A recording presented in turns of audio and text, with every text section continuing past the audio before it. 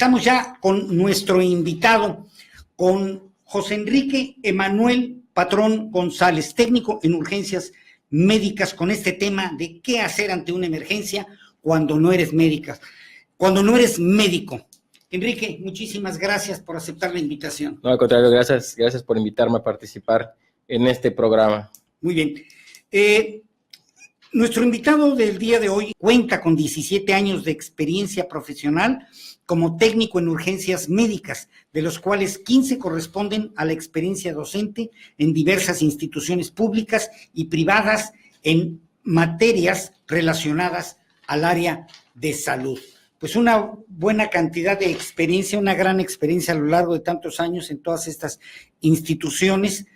Y qué mejor que pues entrar de lleno ya al tema, un tema que verdaderamente es de extraordinaria importancia, no es exagerar, sino es la palabra precisa, de extraordinaria importancia, porque todos en algún momento creo que hemos estado en alguna fiesta, en nuestro hogar, en la oficina, en la calle, y hemos sido testigos de un incidente, de algún problema de salud, de alguna emergencia médica, y es desconsolador ver la cara de las personas de ¿qué hacemos? Yo no sé qué hacer. Hemos tenido experiencias, yo personalmente, en alguna ocasión en donde yo me estaba asfixiando por una obturación aquí en la garganta, y había alrededor de 20 personas, todos ellos con licenciatura, maestría, doctorado, y nadie sabía qué hacer hasta que llegó un técnico en urgencias médicas, un joven recién egresado de un curso de la Cruz Roja, y me dio las instrucciones necesarias y me recuperé y salvé mi vida. Eso es un testimonio personal.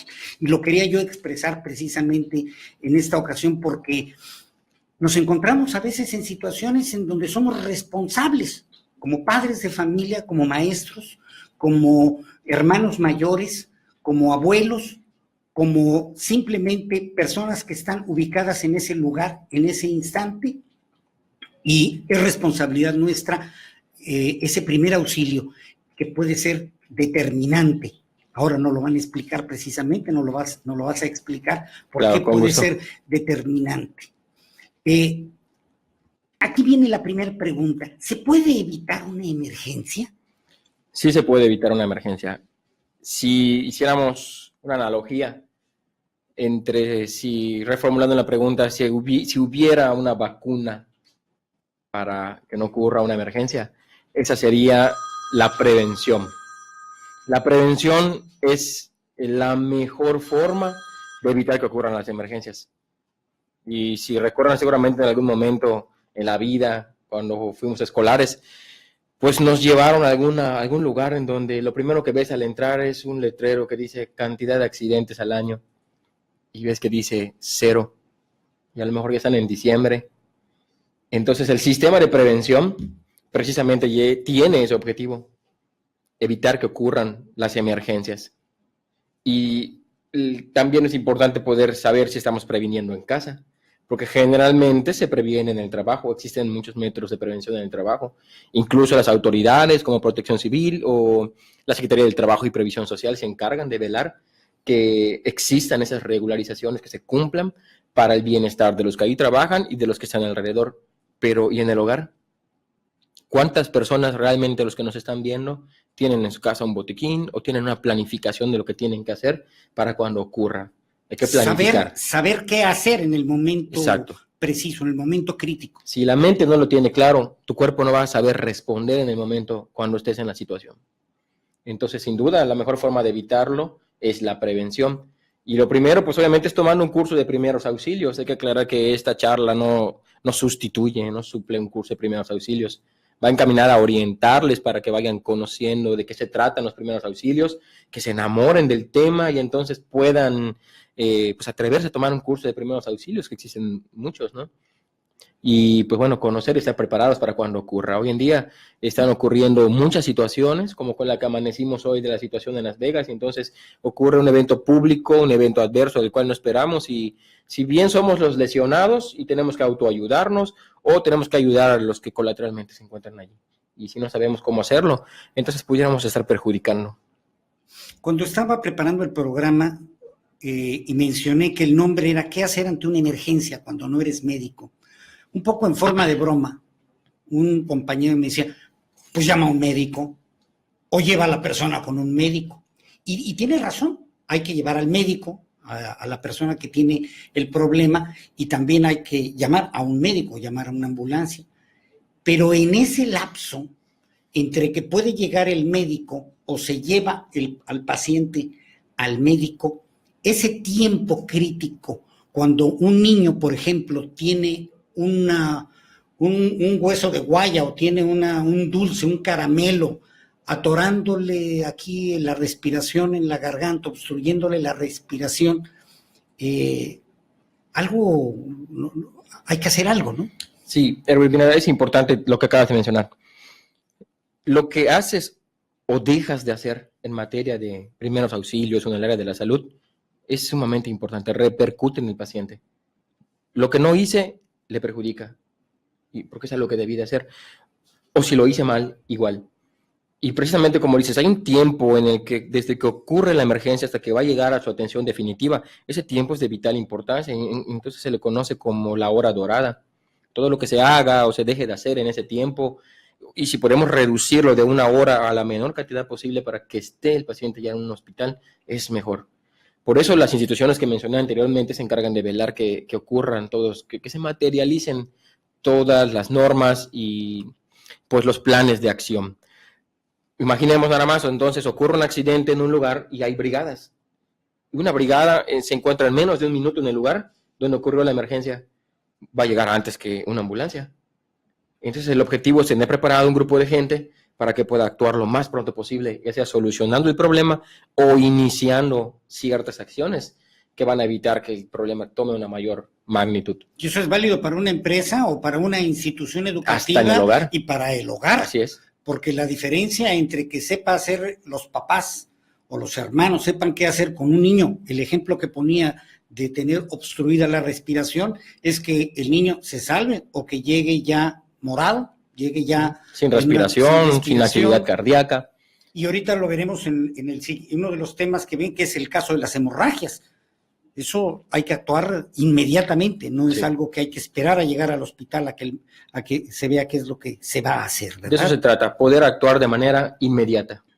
Ahora, ¿hay alguna otra información para saber, para armar un plan de prevención? Sí, además de saber primeros auxilios, es importante poder saber acerca de evacuación de inmuebles, combate de incendios, que son temas que uno tiene que tener preparado. E insisto, para el trabajo estamos preparados, ¿no? Se procura vigilar que existan los extintores, los botiquines, pero una vez más, si trasladamos toda esa información al hogar, entonces nos damos cuenta que estamos desprotegidos, no lo estamos aplicando, o el desconocimiento no nos permite aplicar esto en el hogar. Entonces es importante conocer acerca de puntos de evacuación o manejo de extintores para caso de un fuego en el hogar. Casos como recientemente salió en la prensa el caso de una familia que el padre de familia cerraba por cuestiones de seguridad con llave todas las puertas para que su familia estuviera segura. Ocurrió una explosión dentro de la casa y nadie pudo salir. Y todos se consumieron en llamas, ¿no? Entonces, porque nada más una persona tenía la llave y los demás no sabían qué hacer ante una emergencia en un hogar. Es un cúmulo de información que hay que saber. El 7 de septiembre tuvimos el registro de una actividad sísmica y bueno, entonces eso nos pone en alerta, ¿no? No tenemos un sistema de alertamiento temprano. Nuestros niños no saben qué hacer porque la costumbre o la información que tenemos por muchos años es que aquí no se van a registrar. Entonces, ¿cómo van a actuar en el siguiente evento que ocurra? Si llega a ser de mayor magnitud o por lo menos de la misma.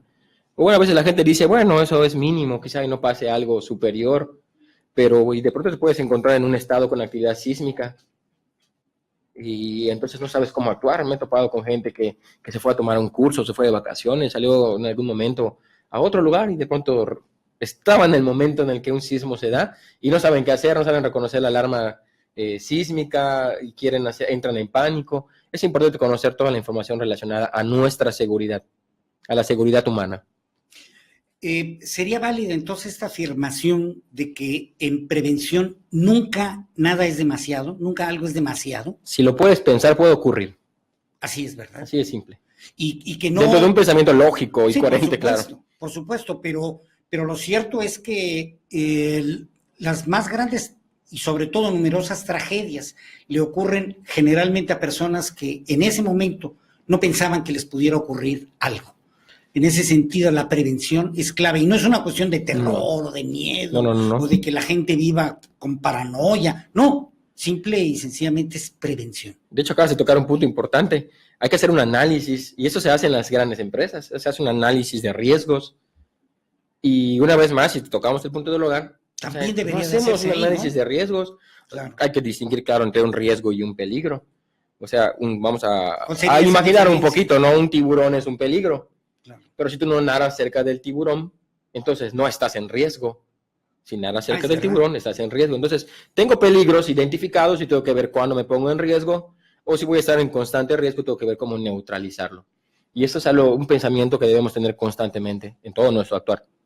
Bueno, aprovechando además la presencia de un experto en estas cuestiones, es lo mismo, porque son conceptos que utilizamos quienes no somos médicos, quienes no somos especialistas en estas cuestiones, los utilizamos indiscriminadamente. Urgencia y emergencia médica, ¿es lo mismo? Para fines del entendimiento del área médica, igual han habido esos conflictos con los términos y por lo tanto se le ha dado un adjetivo calificativo para que ambas palabras signifiquen lo mismo. Vamos a decirlo como que se le ha puesto un apellido. Emergencia real, urgencia real. Entonces, ambos van a significar lo mismo, o sea, que la vida está en peligro, de alguna forma. Entonces, la manera correcta es decir, hay una emergencia real o una urgencia real. Fuera del contexto médico, sin duda, pues pueden tener significados diferentes o estar obviando otra cosa. El elemento para que pueda tener esa calificación de urgencia real o de emergencia real es porque tiene que estar en peligro la vida. Sí, así es. Si no, no es una emergencia. Y curiosamente, cuando llegas en una ambulancia a la emergencia o en el lugar, la gente te dice, ¿me tengo que estar muriendo para que me lleves? La respuesta es sí, de acuerdo a lo que acabamos de expresar. Pero tú no le puedes decir eso al usuario. Claro. O sea, enseguida se exalta, ¿no? Hay que manejarlo con mucho cuidado, pero sin duda, una emergencia real se muera, ¿verdad? Es lo que compromete la vida, claro, es lo que compromete la vida. Entonces, sin duda alguna, cuando hablamos de una emergencia, si queremos omitir el término real, pero si vamos a darle un buen uso a la palabra emergencia en el ámbito médico, debe estar comprometida la vida. A corto plazo, sobre todo. ¿Cómo reconocer entonces que se trata de una emergencia, que alguien está en peligro su vida? ¿Cómo reconocerlo? ¿Cómo vamos a reconocerlo? Nuestro cuerpo es maravilloso y siempre va a estar dando señales de que algo no está bien. Siempre. Tenemos un dolor, tenemos una manifestación clínica, estamos sudando demasiado, quedamos fríos, quedamos morados, pálidos. Eso se les denomina signos, son los que podemos ver y de los cuales se puede partir para hacer un diagnóstico. Entonces hay que estar bien enterados de cuáles son los cuadros clínicos de las enfermedades para poder decir, bueno, espero que tengo esto porque mi ojo está irritado, me está saliendo lagaña, tengo comezón, entonces tengo conjuntivitis. Y solamente con la observación del cuadro clínico, ¿no? Que son los signos, que es lo que vemos, y los síntomas, que es lo que el paciente refiere. Entonces es importante conocer esto para poder hacer una conclusión y decir, tengo un dolor muy fuerte en la parte del abdomen, hacia el lado derecho, entonces creo que mi apéndice no está bien, y tengo que ir a consultar, ¿no? Y el dolor es muy agudo, si solo es un dolor leve, soportable, pues entonces no es una emergencia real, pero si el dolor es insoportable, no te puedes ni levantar, y ya empiezas a manifestar corporalmente algunos datos clínicos que refuerzan esto, entonces desde luego esa es una emergencia real, porque tu vida está en peligro.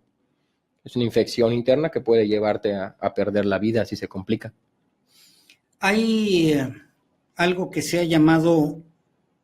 Tú me corriges, por favor, si estoy en lo correcto, si no digo una barbaridad. Se ha hablado de umbrales en el dolor, que hay personas que tienen un umbral muy alto o muy bajo. Esto tendría que ver con lo que estamos hablando. Es la tolerancia al dolor. Es la tolerancia. Sí, y cada persona lo tiene de diferentes niveles, ¿no? Alguno puede tolerar un pellizco simplemente un poco más que otras personas, y eso puede llevar a confundir los cuadros clínicos, ¿no? Eso es una de las cuestiones que habría que tomar en cuenta, porque hay personas que son, pues, muy estoicas, ¿verdad? Resisten el dolor, pero al no dar una señal de que es un dolor tremendo, pues pudiera estar en mayor peligro sí, la integridad de su cuerpo, de su vida, ¿no? Pero yo creo que más que con relación a eso, Erwin, el problema de salud en nuestro país te lleva como un usuario de los sistemas de salud a decir, me voy a aguantar más. Entonces, bueno, por nuestra cultura, nuestro comportamiento, siempre vamos hasta que esto ya es casi irremediable o que el dolor ya es muy agudo. Pero también parte de la barrera que impide que el usuario de un sistema de salud vaya de forma temprana es que existen muchos problemas, ¿no? Entonces, que tienes que llegar muy temprano para ver si alcanzas lugar, etcétera, etcétera. Entonces, esas son barreras que impiden que las personas vayan a tiempo a ver su salud, entre otras cosas, ¿no? Entre otras cosas. Creo que el que menos influye en estos retrasos de autocuidado es el del umbral. Más que nada, creo que son otros factores los que te llevan a ciertos descuidos. Hay un tema que cuando sucede un problema, una persona entró en un shock, tuvo una caída, un accidente grave, las personas a veces no saben qué decidir. ¿Esperan una ambulancia o suben a la persona y se la llevan por el estado pues tan crítico como lo están viendo, se lo llevan al hospital? ¿Qué debe de hacerse? Siempre es muy importante que esperen a la ambulancia, siempre. Porque en el traslado al hospital, a veces pues un vehículo no es un lugar apropiado para trasladar a un paciente, sobre todo hay que considerar qué es lo que tiene. Y si va atrás en el vehículo, va solo y nadie le está proporcionando los cuidados que necesita, solamente está empeorando. En realidad piensas que estás ganando tiempo, pero no estás ganando ningún tiempo. No estás ganando ningún tiempo porque la persona está empeorando. Y sobre todo que no eres ni la persona correcta ni vas en el vehículo correcto con el personal adecuado para que el paciente esté recibiendo atención oportuna o cuando llegues al hospital pueda ser recibido oportunamente por los medios oficiales. Entonces es importante que esperen a la ambulancia, reconocen que es una emergencia, activan el número de emergencia, esperan a que llegue la ambulancia, le va a llevar un tiempo. ¿Quiénes son los administradores de los servicios de emergencias? Nuestros usuarios. La población, porque no están bien educados para distinguir qué es una emergencia real, qué es una emergencia sentida. Luego entonces piden ambulancias para todo lo que ocurre. Y como no consideran al despachador, a la persona correcta, como si fuera la persona correcta para resolverles el problema, luego empiezan a inventar circunstancias en el paciente para convencer al despachador que les envíe la ambulancia. Dándoles el beneficio de la duda, se les envía. Y cuando llegan los servicios prehospitalarios, entonces ahora van a resolver qué tiene el paciente. Y el hecho que haya llegado una ambulancia no significa que se lo va a llevar al hospital. Se le puede decir que no. Y es cuando viene la pregunta, entonces me tengo que estar muriendo para que me lleven. Entonces hay un tiempo en el que tú llamas y llega la ambulancia, desde luego. Y ahí sería lo oportuno que cualquiera que se encuentre en el entorno pueda hacer algo. Hay muchos en el entorno, pero son nada más observadores. No son protagonistas o no son los protagonistas correctos porque de pronto simplemente actúan pero no están beneficiando al paciente. Entonces aquí el factor de cambio es dejar de ser observador para ser protagonista, pero un protagonista correcto. Con conocimiento. Con conocimiento. Con la habilidad. Así es. No solo con las ganas, el deseo de hacer las cosas, sino el que sepa qué hacer y el cómo hacerlo. Y hay algo importante que ocurre en el lugar. Hay algo que se llama síndrome telescópico del tiempo, que en el lugar todo parece estar ocurriendo muy rápido.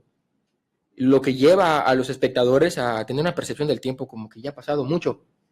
Y tú preguntas a alguien, oye, ¿cuánto tiempo tiene que ocurrió? Como 15 minutos y apenas lleva 5. No es algo cualitativo, es más que nada subjetivo. Y entonces eso les hace entrar en pánico y pensar que la ambulancia ya tardó mucho y lo que sea. Hay una pregunta que aprovechando precisamente tu experiencia y tu conocimiento, normalmente cuando las personas tienen el accidente y se las llevan en un automóvil, pues la suben, le dicen, acuéstalo, deténle la cabeza, que no se vaya de lado, y bueno, la llevan como pueden, en el asiento en el que pueden, de la forma en que en ese pueda. momento les es posible. Pero curiosamente, cuando llega una ambulancia, se puede observar que hay todo un protocolo por parte del técnico, por parte del rescatista, por parte de la persona, en donde, por ejemplo, cuando es un accidente de automóvil, la inmovilización de las cervicales, y alguien me decía que eso era vital, incluso es un elemento para salvar la vida. ¿Es así? ¿Es cierto? Claro, hay puntos importantes con relación a las lesiones físicas, ¿no? Sí. Y cuando llega el personal apropiado, pues sabe reconocerlas o sabe sospechar la posibilidad de que existan en el paciente según el evento. Y cuando el que está en el escenario no tiene el conocimiento, pues no tiene ni idea de lo que tiene que sospechar, entonces lo levantan, lo suben a un vehículo. Lo único que tiene es la angustia. Y piensan que van a favorecerlo. Y ante la angustia lo que hacen es trasladarlo. No lo están trasladando en el vehículo correcto, no le están proporcionando la inmovilización o la movilización correcta, y entonces se empeoran las lesiones. Y desde luego esas lesiones estamos hablando que pueden ser irreversibles, desde la pérdida de las funciones. Bien, bueno, llegamos a un punto en donde te pediríamos que nos dijeras, ante una emergencia médica, ¿qué no hacer y qué sí hacer? Pues en términos generales. Lo primero es no entrar en pánico, pero cuando haces esa recomendación es casi imposible que la lleven a cabo, porque para no entrar en pánico, científicamente necesitas tener un dominio de las circunstancias. Cuando no dominas algo, es natural que entres en pánico. Claro. Y la mayoría de la gente se va a ver siempre estando en pánico cuando hay un escenario. Además que es un escenario que tú no quieres ver, hay alguien involucrado, un familiar o un ser humano que simplemente está desangrándose, quizá los huesos están expuestos. Es algo de naturaleza incomprensible, ¿no? Algo que no nos gusta. Y que no estás acostumbrado. Las personas comunes no estamos acostumbrados. No tienen la vocación para soportar lo que la escena les está proporcionando. Entonces, cuando llegas a un escenario, tú como profesional, pues sabes distinguir otras cosas, tienes la tranquilidad por el dominio del tema. Entonces, lo importante para que puedan estar o no entrar en pánico y estar tranquilos es informarse sobre lo que correctamente tienen que realizar. Claro, y es cuando hablamos de tomar los cursos de primeros auxilios, tener la información necesaria para poder tener mejores decisiones, ¿no? Así es. Lo primero es no entrar en pánico. No entrar en pánico. Siempre hay que esperar, hablar a los servicios de emergencia, hay que conocer los números de emergencia. Porque hoy en día ocurre que... mano, ¿verdad? Porque también... Sí, bueno, basta con conocerlos, no es algo difícil. Por ejemplo, el 911 o el 065. Conocer el número de emergencia de tu comunidad o de quien te provee un servicio médico y poder llamar en el momento, porque de pronto eso dilata el tiempo de la atención. De pronto te dicen, oye, ya llegaste cuando se va a morir, pero el registro del despachador te dice que tuviste un tiempo de respuesta de 6 minutos, o sea que el sistema de emergencia se activó hace apenas 6 minutos, pero la emergencia ocurrió hace 10 o 15. Claro. Y ocurre que muchos sacan el teléfono, pero lo sacan para documentar el evento, hacer una transmisión en vivo, lo que tú quieras, pero no usan el teléfono para lo más apropiado en ese momento, que es llamar a una ambulancia. Claro. O asumen que alguien más lo va a hacer, porque ven que la mayoría ya tiene el teléfono fuera. Lo primero es no entrar en pánico, lo segundo es... activar el servicio de emergencias. Activar el servicio de emergencia lo más pronto posible. Esperar a que llegue. Y si tienes el conocimiento, proveerle al paciente lo que se debe hacer. Una de las ventajas que hoy ocurre, si me permites comentarlo, claro, es que los despachadores de los diferentes sistemas de emergencia que tenemos, o los dos más importantes, los públicos, están calificados para dar instrucciones al que llama por teléfono, de tal forma que tú llamas y expresas lo que tienes. Ellos tienen que asesorarte. Sabes que tu vida no está fuera de peligro, todo está bien, haz esto, no necesitas una ambulancia. O, mira, la ambulancia ya está yendo, ya está en camino, y es necesario... Y son confiables. Son confiables, sí, desde luego. Y ya está en camino, y es importante que te calmes para que me ayudes a realizar acciones en el lugar. Y empiezan a darle instrucciones. Si fuera un paciente en paro cardiorrespiratorio, aquel que está haciendo la llamada se le va a dar instrucciones que inicie las compresiones, o que controle la hemorragia, o que inicie el enfriamiento del cuerpo en caso de quemaduras, etc. Entonces hay que escuchar al despachador, o si el despachador no te ha dado instrucciones, preguntarle, ¿hay algo que yo pueda hacer mientras llega la ambulancia? O muchas veces es mejor esperar a que lleguen los profesionales. Muy bien. Por más que empeora, a veces dices, es que cuando llegue va a estar peor, no importa, ellos saben qué hacer, pero si empeora en el camino, a mitad del trayecto, está inconsciente, tú no sabes qué hacer. Pero hay que confiar. Eso es lo que se debe de hacer. ¿Qué no se debe de hacer? ¿Cuáles son aquellos errores que debemos de evitar?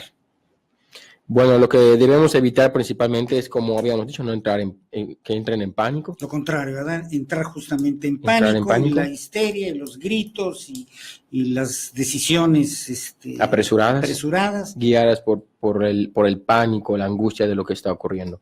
Y bueno, más adelante estaremos hablando de lo que particularmente no se tiene que hacer según la circunstancia que estemos platicando. Por ejemplo, no sé, en hemorragias. Estaré diciendo puntualmente qué no hacer en caso de una hemorragia. ¿Hay una herramienta o hay un objeto que se menciona siempre cuando se habla de emergencias? Y nos dicen que esta caja, ¿verdad? Que es el botiquín debe de estar presente en las empresas, debe estar presente incluso en los autobuses, en los vehículos, en los hogares, en todos lados debe de haber un botiquín, porque en todos lados puede ocurrir una emergencia que obviamente no estamos esperando, pero suceden, ¿verdad? Sí. ¿En qué lugares, por qué es importante contar con el botiquín? Bueno, primero que nada es el recurso básico y en él se encuentran los elementos indispensables para dar la atención inmediata. Pues cuando requerimos de un botiquín y estamos en medio de una emergencia, en él podemos encontrar el material preciso, gasas, vendas, todo lo que vaya a necesitar para solventar el problema o para iniciar un tratamiento. Pero hay de botiquines a botiquines. A veces llegamos a algún lugar, a alguna farmacia, y en una bolsita pequeña nos dicen, aquí hay un botiquín. Sí. Y vemos también en algunos otros lugares donde hay una caja enorme en donde dice botiquín, tiene la Cruz Roja, ¿verdad? Ahí marcada. ¿Cómo saber qué botiquín es el que necesitamos de acuerdo al lugar en donde estamos? Bueno, el botiquín también, como parte de su definición, es aquel que nos permite atender de manera inmediata al paciente. La ausencia de un botiquín nos mete en apuros. ¿Cómo vamos a distinguir cuál es el mejor botiquín que vamos a utilizar o que debemos adquirir? Como bien dices, de pronto llegas a la farmacia y hay una bolsa que te dice, este es un botiquín, tiene ahí un letrero botiquín, y te encuentras un pomo de alcohol, algunos jarabes para determinados asuntos, y algunas gasas, muy pocas por cierto, y de pronto en la experiencia nos damos cuenta que ese botiquín no es el que debe funcionar, y desafortunadamente es el que tienen los de los autobuses o en los taxis. Y mi pregunta es, a la hora de un choque, ¿cómo aplica un jarabe para la tos? Claro, y además los compramos y como que ya tenemos ya en paz nuestra conciencia, sí, ¿verdad? Ya cumplimos y tenemos un botiquín, pero ¿será el adecuado? ¿Será útil en el momento en que más se necesita? Desafortunadamente la desinformación nos lleva a adquirir material que no nos es apropiado, como lo que estamos mencionando. Y es importante que podamos conocer qué debe tener un botiquín. Muy bien. ¿Y es muy costoso armar un buen botiquín? Para nada. Si partimos de que nuestra vida no tiene un precio, entonces un botiquín, 200, 300 pesos, si tú quieres lo mejor para ti en un botiquín, quizás lo que estarías invirtiendo aproximadamente en un botiquín, incluyendo ya la mochila. Claro.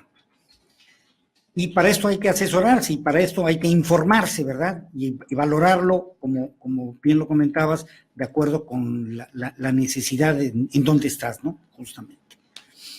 ¿Qué debe contener un botiquín? Bueno, inicialmente el botiquín debe estar señalado. Hay que tener cuidado que esté a la vista. Sabes que de pronto los botiquines están empotrados en la pared, y eso es algo que no es correcto con un botiquín. Debe ser portátil, el botiquín debe de ir al paciente, no el paciente al botiquín, porque lo estamos moviendo. Ese es un error que podemos apreciar en muchos lugares, en donde los botiquines están, pero sí hasta atornillados, ¿verdad? Y con candado. Y con candado. Y a veces la llave no está a disposición inmediata. Y eso genera problemas, contratiempos.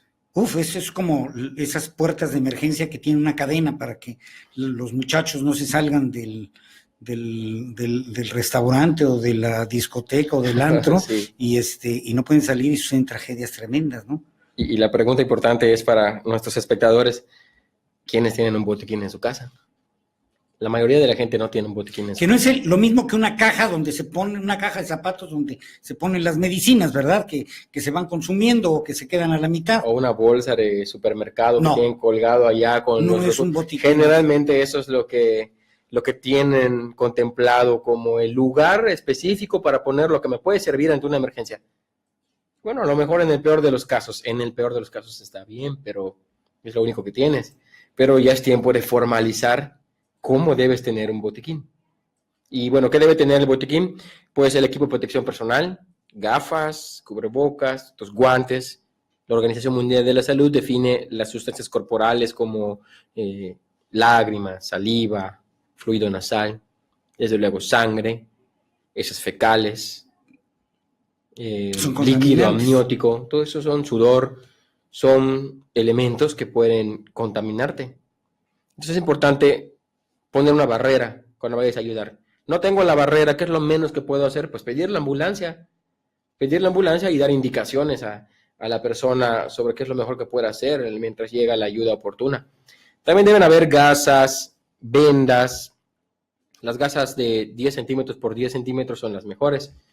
Esas las venden en la farmacia y vienen estériles. Las vendas igual hay de diversos tamaños, hay de 5, 10, 15 centímetros, hasta 30 centímetros. Entonces, puedes tener vendas en el botiquín. Tela adhesiva, tijeras adecuadas que no tienen punta para cortar y exponer la zona lesionada. Hay algo que se llaman compresas quirúrgicas o compresas de vientre. Esas son importantes para las hemorragias, que vamos a tocar el tema más adelante. De pronto no te vas a poner a estar abriendo gasitas para ir colocando en la hemorragia, ¿no? Entonces es una hemorragia profusa, o sea, abundante, y la actuación tiene que ser muy, muy rápida. Entonces tomas una compresa, la doblas según como corresponde, el tamaño, la magnitud de la herida, y la colocas. Eso va a absorber mayor cantidad de sangre para poder llevarlo hacia la solución, que es la coagulación. Entonces, compresas quirúrgicas también tienen que haber.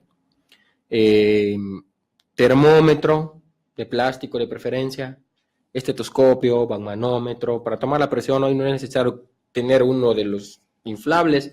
Puedes ir a la farmacia y comprar uno de esos digitales que es muy práctico de utilizar, son completamente confiables. Después del termómetro y estos elementos, pues también es importante tener recipientes con las sustancias necesarias para hacer la limpieza de las heridas.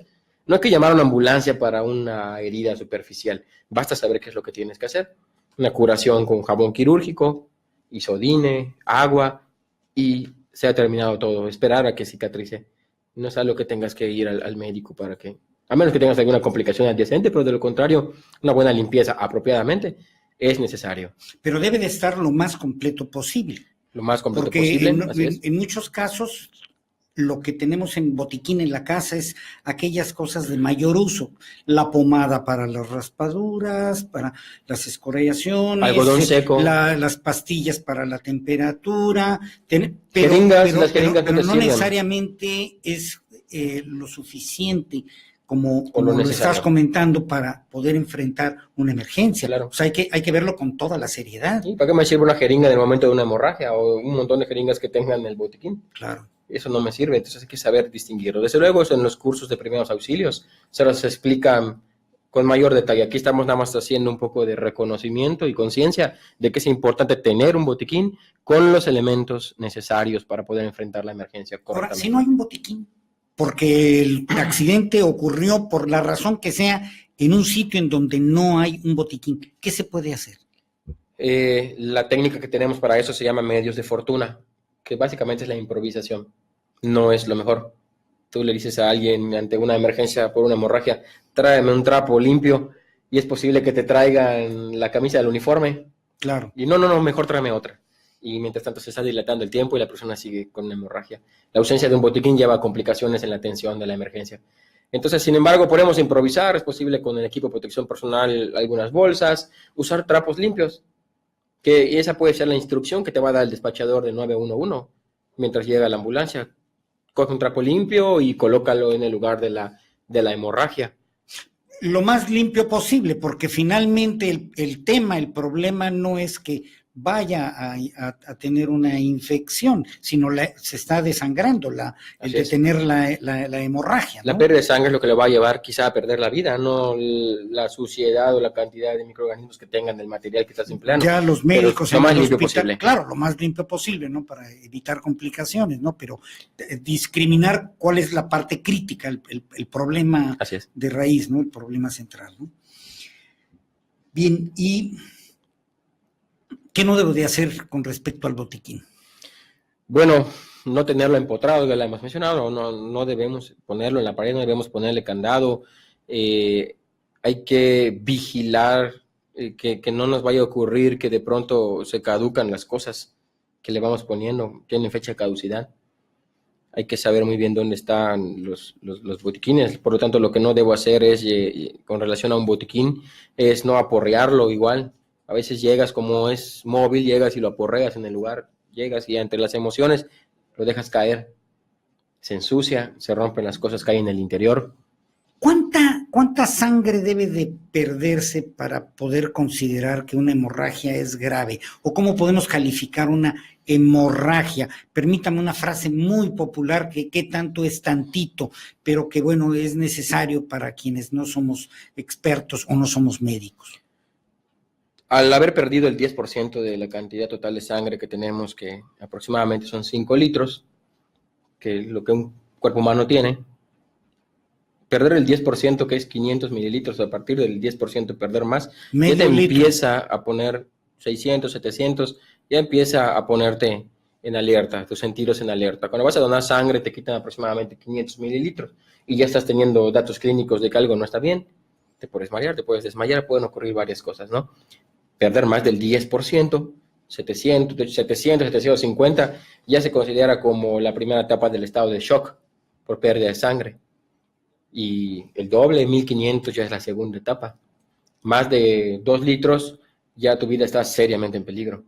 Entonces, pero bueno, generalmente tendría que haberse lesionado un vaso muy, muy importante y de gran calibre para que puedas tener esa pérdida en poco tiempo. Normalmente ocurre que la gente tiene hemorragias en las extremidades, en las manos, en los pies, lugares que normalmente tiene descalzos o poco protegidos, y que accidentalmente ocurre la hemorragia. Entonces, en esos lugares se va a perder una cantidad de sangre considerable, pero difícilmente te ponen en un estado de shock. Sin embargo, el desconocimiento hace que las personas pidan la ambulancia y quieran actuar de formas que, ante el desconocimiento, pues bueno, no son las apropiadas. Después del 10% de pérdida de sangre, del 10% de pérdida de sangre ya mencionado, ocurre lo que es la emergencia real. ¿Hay alguna clasificación de las hemorragias? ¿Hay varios tipos de hemorragias? Bueno, podemos clasificarlas desde si son externas o internas. Se pueden haber hemorragias internas y pueden haber hemorragias externas. Y las externas también tienen una clasificación que es arterial, venosa y capilar. Entonces, primero hay que distinguir. Normalmente la gente cuando sufre una lesión física siempre piensa en que puede tener algo interno. Y si tengo una hemorragia interna, es posible, pero hay que fijarse de los datos clínicos. Siempre que hay una hemorragia interna, en nuestro cuerpo va a tener manifestaciones como palidez de la piel, se va a poner fría, no porque estés en el clima, sino que tu piel se empieza a poner fría, puedes empezar a tener coloración azul o morada en los labios, en las partes distales, y esos son signos de que es posible que tengas una hemorragia interna. Tú puedes llamar a los servicios de emergencia y te debe asesorar el despachador, y si el despachador no puede hacerlo, te va a mandar la ambulancia, para que cuando ellos estén en el lugar, el personal de la ambulancia pueda asesorarte sobre lo que tienes, si debe trasladarte o tienes que ir simplemente. ¿Cómo es una emergencia sentida? Definimos que es una emergencia real, pero no definimos que es una emergencia sentida. La emergencia sentida es aquella que te puede manifestar dolores, pero no compromete tu vida. Y es cuando normalmente vamos al médico porque nos duele una muela, tenemos fiebre o tenemos diarrea. Entonces, la hemorragia sí puede ser considerada una emergencia real. Muy bien. ¿Qué debe hacer uno de nuestros usuarios si después de escuchar este programa se enfrenta ante una hemorragia? Lo que hemos mencionado, vamos a hacer énfasis. Tomar un trapo limpio y colocarlo en el lugar de la herida, donde está la hemorragia. Presionar con fuerza. Y si es posible, alzar la mano. Alzar la mano no es lo definitivo, pero la gravedad influye un poco para que la sangre deje de llegar al punto, basta con bajar la mano para ver cómo se ingurgitan cómo se inflaman los vasos sanguíneos. La gravedad influye en la circulación. Cuando levantas dificulta. Ese no es el punto más importante, pero ayuda. Lo más importante es poner un trapo limpio y presionar con fuerza. Si puedes poner un vendaje, adelante. Adelante. Lo más importante es detener la hemorragia. Eso es. La persona puede tener la vida en peligro por la cantidad de sangre que pierda, como hemos mencionado. Por eso lo importante es detener la hemorragia. Y luego ya puedes pedir la ambulancia o por la vía telefónica te van a aclarar si es necesario o no. Digo, quise aclarar esto porque es importante que al término del programa nuestros usuarios puedan saber qué hacer si se enfrentan a una hemorragia. No importa si es de un dedo, de la palma de la mano o de alguna de las extremidades, algo un poco más abundante. Va a ser lo mismo. En el siguiente programa regresaremos. Tenemos un minuto. Bien, tenemos una pregunta. ¿En dónde se toma la señora Nictejapot de Cauquel? ¿Dónde se toman cursos de primeros auxilios en Mérida? Pues bueno, tenemos a la Cruz Roja que da cursos de primeros auxilios. Están allá en la zona oriente, en la avenida Quetzalcóatl, donde se encuentra el hospital. También hay otras instituciones privadas que se dedican a dar cursos. Es cuestión de investigar en el internet. Hoy en día es una herramienta muy útil para eso. El licenciado Luis Sánchez de Francisco de Montejo, ¿qué tan urgente es ante la picadura de un alacrán oscuro? ¿Cuánto tiempo tiene disponible para ir al hospital? Siempre hay tiempo para llegar al hospital. Nuestros alacranes o los que están en nuestra zona geográfica no son realmente tan venenosos. Sí se van a dar las manifestaciones clínicas como entumecimientos en la lengua o en las extremidades, pero va a haber tiempo de llegar al hospital. Lo importante de destacar es que tiene que ir al médico, sobre todo si es un menor de edad el que ha sufrido la lesión, para que sea valorado por el médico correcto.